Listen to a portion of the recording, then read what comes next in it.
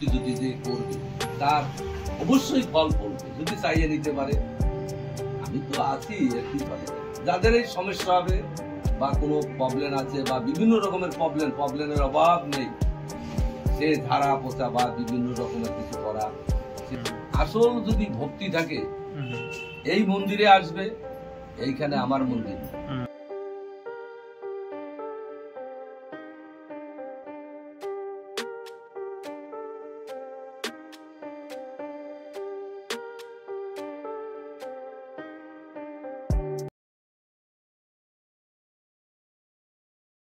বন্ধুরা, welcome to your channel blogger বয়দের সাথে তোমরা রয়েছো। আজকে চলে এসেছি নতুন একটা ভিডিওর সাথে তোমাদের জন্য, তোমাদের পাশে।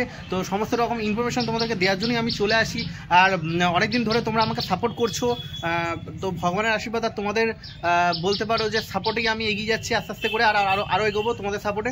তো সমস্ত কিছু ইনফরমেশন তোমাকে জানাবো। যে আজকে চলে এসেছি সেরকম একটা জায়গাতে যেটা তোমাদেরকে পরে আমি বলবো, এখন বলবো না, মিস করে যাবে, ঠিক আছে? তো সম্পূর্ণ ভিডিওটা দেখতে হবে তার জন্য। তো চলো দেখতে থাকো।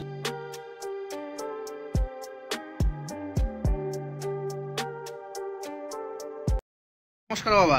নমস্কার, তোমরা ভালো থাকো। হ্যাঁ থাকো, একদম মঙ্গল করুক তোমাদের। আচ্ছা আচ্ছা।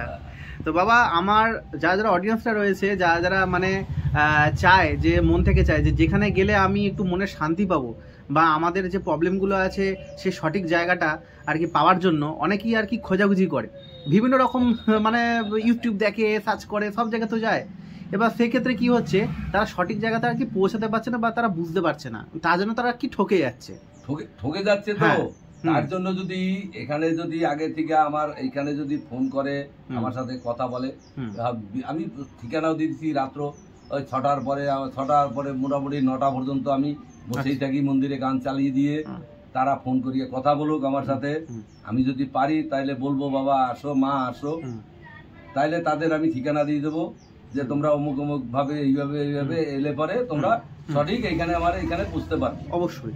আর আমি এখানে এলে পরে আমার আগে মেইন হচ্ছে ঝাড়া পোছা, কারণ ঝাড়া পোছা না দিলে তোমাকে যে যদি ক্ষতি করে বা বান মারে বা কোনো কিছু করে, আগে আমি এইখানে জল দিয়া, গঙ্গার জল দিয়া এইখানে তারে শুদ্ধ করিয়া তারপরে এখানে যে বসবে, আমাকে দেখবে তো সাধু, আমার দিকে বড় সাধু এখানেও বসে আছে। আমি বলি, পরিষ্কার বলি যে বাবা, কিন্তু আমার বাবা ভোলানাথ বসে আছে, আমার মা বসে আছে। সেই কেউ বলবে তারা মা, কেউ বলবে মা, কেউ বলবে বিভিন্ন রকম, এক একজনে এক এক রকমের ভাষা বলবে, রূপে বলবে। আর আমার কাছে আমার মা, হ্যাঁ, আমি জানি এই পৃথিবীতে আছে কি এক ভাগ হয়েছে দুটো, একটা মা একটা বাবা, এছাড়া কোনো ভাগ নেই। আর পৃথিবীতে যত ভাগ বাট্টারা হয়েছে এগুলো কিন্তু মানুষে করেছে, এগুলা কিন্তু তারা করে নাই। এখনো বৃন্দাবন, মথুরা, শ্রীক্ষেত্র, কাশী ধাম, এই পৃথিবীতে যারা আছে দেব দেবতা বিলাস করছে, তাকে দুইজনেই ভাগ, দুটো ভাগ আছে, একটা মা একটা বাবা। যদি কেউ ভক্তি করিয়ে নিতে পারে এখানে অবশ্যই তারা ফল এখানে পাবে। মানুষ জানি এখানে অসহায়, আমি তো কারো পয়সার কথা বলি না, তোমরা ভক্তি করো, আমি তোমাদের পিছনে আছি, খাটনি চাই, আমার কষ্ট হয় এই ভক্তবিন্দু সুখে থাকুক, শান্তিতে থাকুক। কত অশান্তিতে আছে এই পৃথিবীতে লোক, তাদের কোনো আকার নেই, সব নিরাকারে। কেউ যে এখানে যে গেছে সাধুতে গেছে, বলে 5,000 লাগবে, ও বলে তো 3,000 লাগবে, ও বলবে 1,000 লাগবে। আর আমি বলি পয়সা আমার খাওয়ার অধিকার নাই, কারণ আমাকে পারমিশন দেয়। আর আমাকে যে মাকে, তোমাদের মা সন্তুষ্ট করবা, বাবাকে সন্তুষ্ট করবা, এটা বসো, এটা হলো তোমাদের ভক্তবিন্দুদের সেটা রুচি। তোমরা তো ধরো একটা থানে পূজা পার্বণ দিচ্ছ, তোমাদের এই বিবেক হিসাবে যে পাগল ছেলে এখানে বসে আছে, এইখানে বসে আছি, এইখানে বাড়ি ঘর দুয়ার আমার না। আগেই বলি, ওই দেখো পরিচয় দেখো, কর্মচারী বাড়ি কার? ভোলানাথের বাড়ি। এইখানে এই বোর্ড টানাই দেবো, আর একটু এই করো, ওইখানে দেবো। আমি যখন এই বসে আছি, এই দেখো পোশাক এবার পাল্টিয়ে দিয়েছে, ওই মার পোশাক ধরে নি।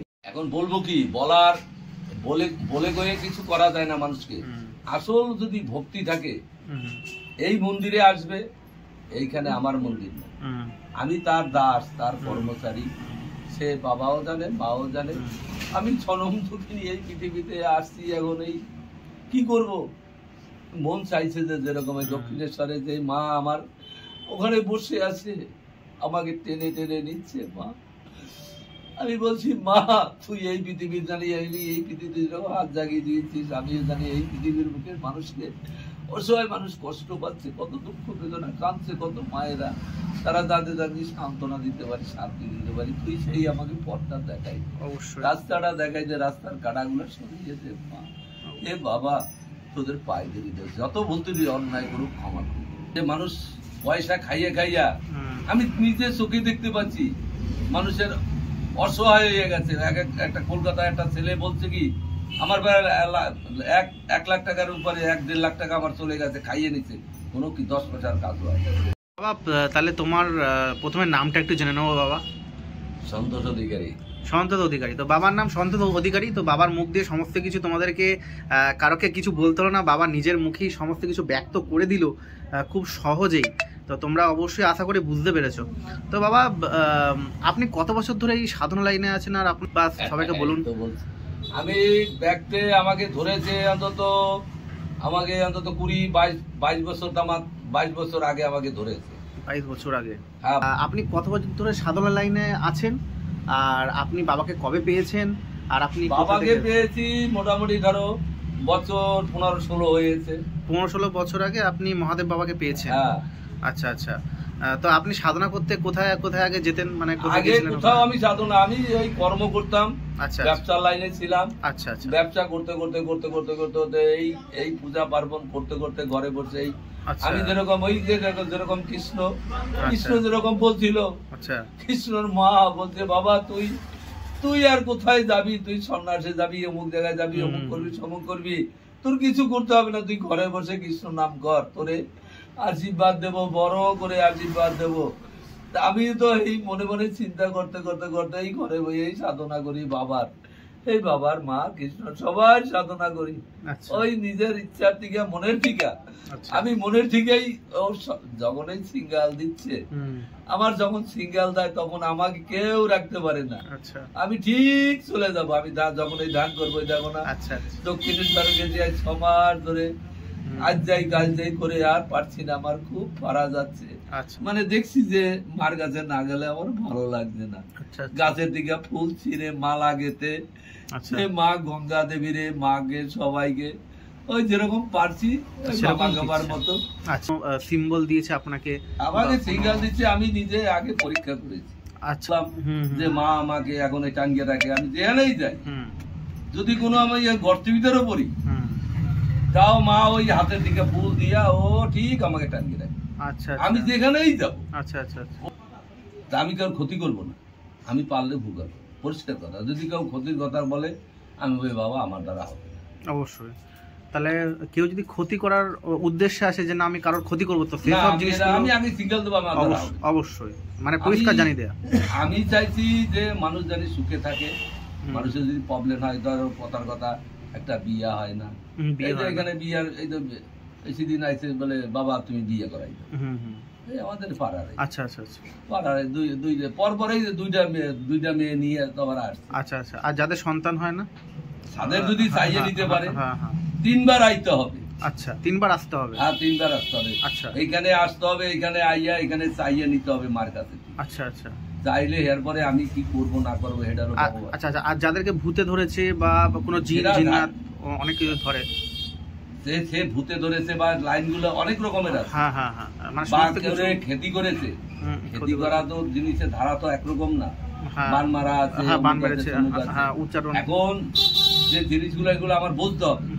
যদি আমি বুঝি যে না আমার আয়ত্তের ভিতরে হবে, আচ্ছা আমি এখানে ধারা বসাই, যখনই এই গন্ডি ভিতরে ঢুকাবো, আচ্ছা এইখানে একরকম, এখানে বসছে একরকম, আর ওই বাইরে বসবা এইখানে। বলছিলাম যে যাই হোক সমস্ত কিছুই মোটামুটি আপনি এখানে সবার প্রবলেমগুলো সলভ করছেন। আর একটা কথা বলি, মানে তাদেরকে কিছু দেয়া হয়, মানে তাদের কোনো নিয়ম আছে যে না খেয়ে আসতে হবে, কোনো নিরামিষ খেয়ে আসতে হবে? ওসব নিয়ম নাই, কিছু কোনো নিয়ম নাই। আচ্ছা আচ্ছা, ঠিক আছে, নিয়ম নাই। যদি পারে যা ভক্তি যদি থাকে তাই কিছু ফুল টুল নিয়ে যেতে পারে, ফুল নিয়ে আসবে, সেটা হলো তাদের ভক্তদের ব্যাপার। যে মন চায় যে আমি না মার দরজায় যাবো, 2টা ফুল নেবো, সেটার জন্য কেউ আমি বাধা দেবো না। সেটা হলো মার চরণে দেওয়া, মানে কি তার যে আমার একটা ভক্ত আছে, সেইটা আমি তার যদি নাও নিয়ে আসে তবু তাদের জন্য আমরা বলবো না যে কেন নিয়ে এলো না।